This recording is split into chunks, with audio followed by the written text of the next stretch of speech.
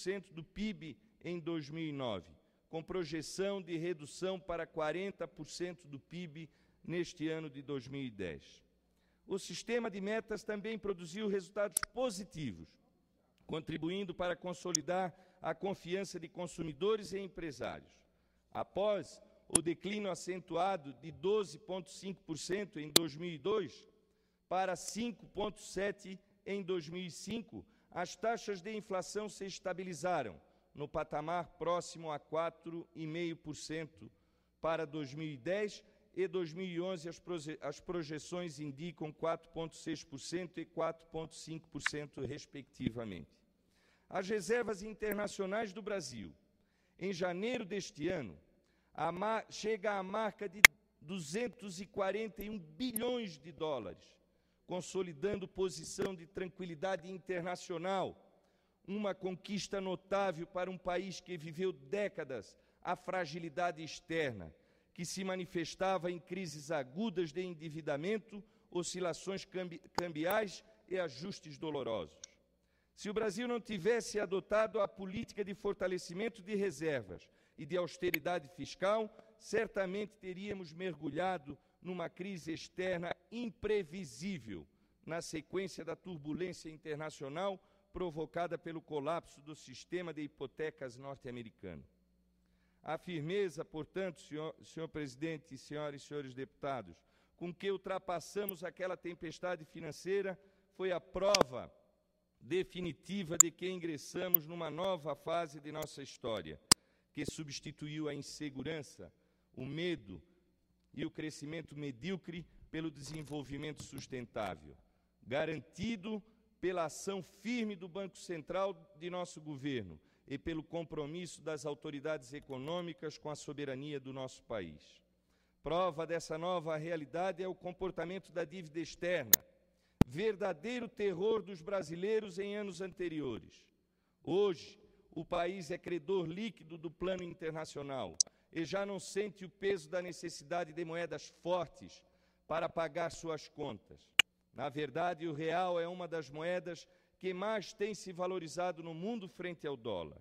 Mas, se por um lado devemos louvar o comportamento positivo das variáveis macroeconômicas, por outro lado, não devemos perder de vista que a grande beneficiada foi a população brasileira, foi o povo brasileiro.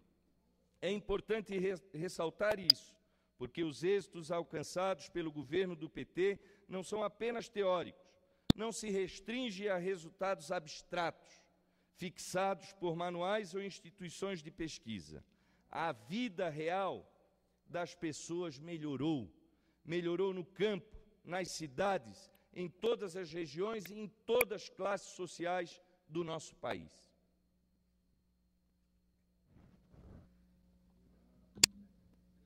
Isso foi possível, volto a dizer, porque o modelo econômico não foi montado de cima para baixo, mas foi construído a partir de necessidades reais do próprio povo brasileiro.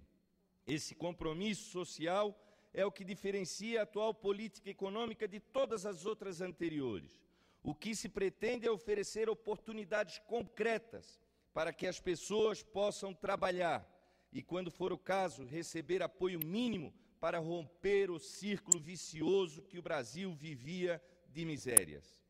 Foi nesse sentido que o programa do Bolsa Família, concebido como uma ação de Estado para resgatar parte da população da condição da pobreza extrema a que estava relegada. Em outubro de 2009, quando completou 6 anos de existência, este programa estava atendendo nada mais, nada menos do que 12 milhões de famílias brasileiras, possibilitando o monitoramento de frequência escolar de mais de 15 milhões de crianças e de 2 milhões de jovens.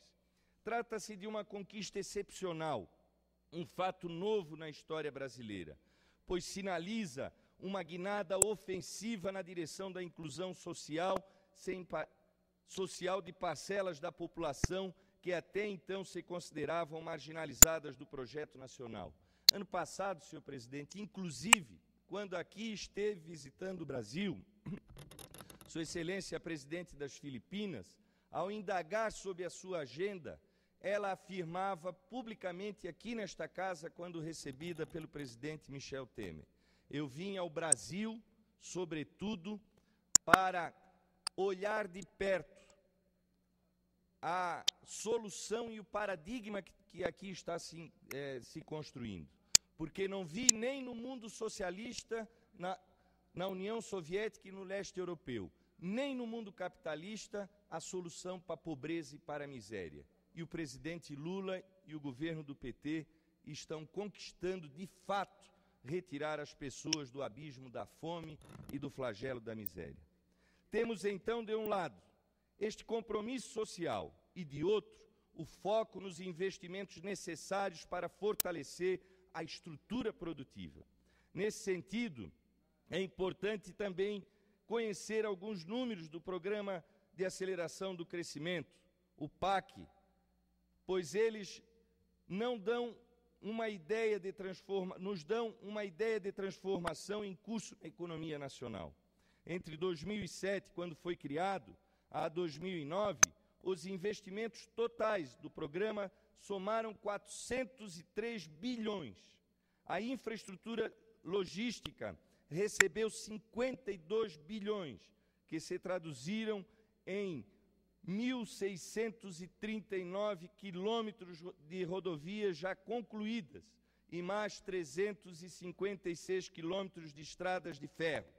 Estão em construção mais 4.916 quilômetros de rodovias e 2.632 quilômetros de estradas de ferro no nosso país. Os investimentos em geração de energia elétrica somam 75 bilhões, que representam uma ampliação de 5.964 megawatts de energia, graças à conclusão de 109 usinas e aos 7.368 quilômetros de linha de transmissão já em operação.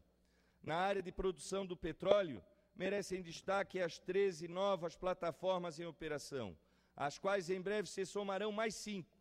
A rede de gasoduto sofreu grande expansão, com 2.350 quilômetros de tubos implantados e mais de 1.505 em fase de construção.